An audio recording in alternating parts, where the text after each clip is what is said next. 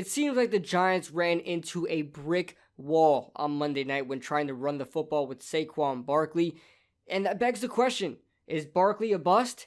Was he worth drafting number 2 overall? Is he washed? Has he been figured out? Is the season over? Are we going to have to get rid of Saquon Barkley? Oh my God, what's going on? I want everybody to relax. I want you to just relax. Let's talk about this. I'm going to convince you why this is not going to be a huge problem, and I want everybody to understand that just relax. It's going to be okay. Before I start this video, guys, make sure you guys hit that like button, subscribe, and also make sure you guys go into the description below and click on that link saying FTFN/New York Giants. It's going to take you to my website where I write articles for the New York Giants. This video in article form is already on the website with more in-depth information. So make sure you guys click the link and follow FTFN/New York Giants. So should Giants fans be worried about Saquon Barkley and the run game? Saquon had 6 yards on 15 carries.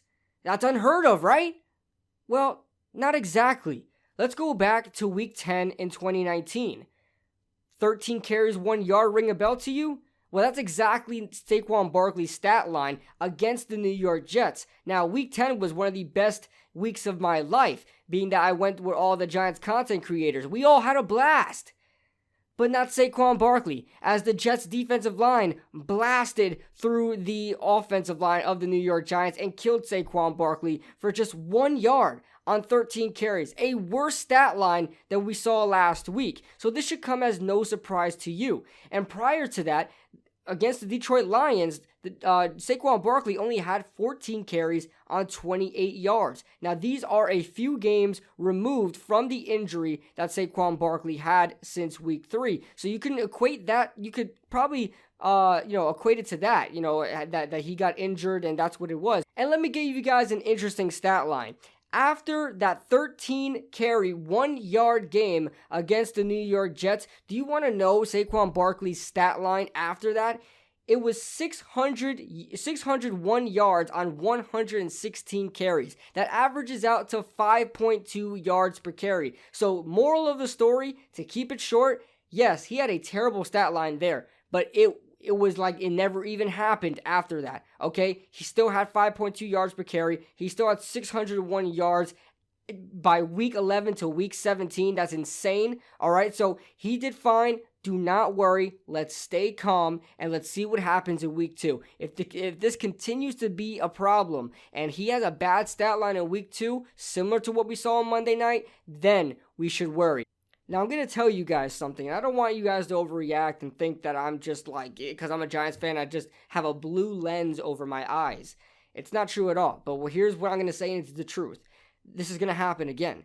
And not in a consistent way, but this is going to happen again. There are going to be some times where Saquon Barkley struggles a lot. Okay, because one of the biggest criticisms, or one of the biggest critiques of Saquon Barkley's game ever since coming out of college was the fact that he loses too much yards behind the line of scrimmage because he tries to bounce outside too often, doesn't, run in between the tackles, and gets tackled for a loss constantly.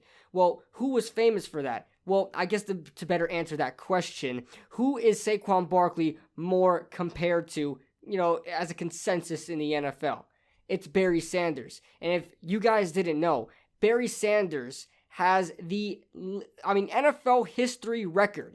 He leads NFL history with most carries for negative yards, with 1,114 yards lost in his career. This should come as no surprise. If you're going to compare Saquon Barkley as to Barry Sanders, that's exactly what he is. He's a guy that's going to have some hit or miss days, all right? I'm telling you guys right now, do not think that this is going to go away. I'm not saying it's going to be a consistent issue, but once in a while, you're going to see stat lines just like this. We've seen it last year. We're seeing it this year. Every player has their kryptonite. The best of players have their kryptonite. This seems to be one of them. So I just want everybody to calm down when it comes to Saquon Barkley. Now, let's go off on the offensive line. Now, this offensive line was piss poor last week.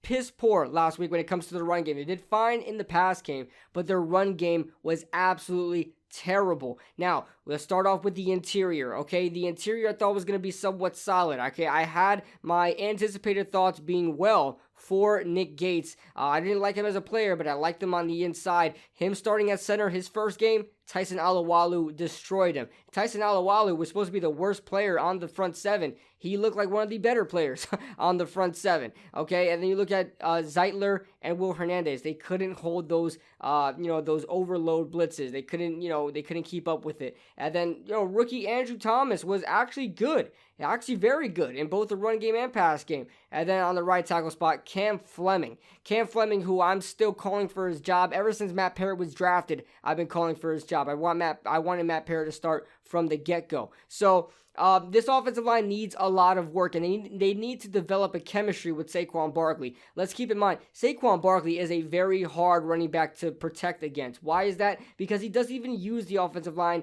much that often. He likes to bounce it outside, and there's a lot of clear space. Not a lot of offensive linemen are gonna go out there with the running back, all right? So he's pretty much solo when running outside. He needs to develop a chemistry with the offensive line, get comfortable with running on the interior. We face Chicago next week. This is a team that struggles against the interior running offense. You look at Detroit with Adrian Peterson. I mean, Adrian didn't even need to do much. The floodgates were just opened on the interior against the Chicago defensive line. So not only do I think that Saquon is actually going to run in between the tackles this game, I think he's going to be successful at that. I think this offensive line is going to bounce back against a weaker defensive line. I know they have Khalil Mack. I know they have Akeem Nicks, who might not even play this game. Khalil Mack might not even play this game. Robert Quinn might not even play this game. They might be down a couple of linemen on that squad. So the Giants are probably going to have a bounce back game. I'm saying they will. I just want everybody to relax.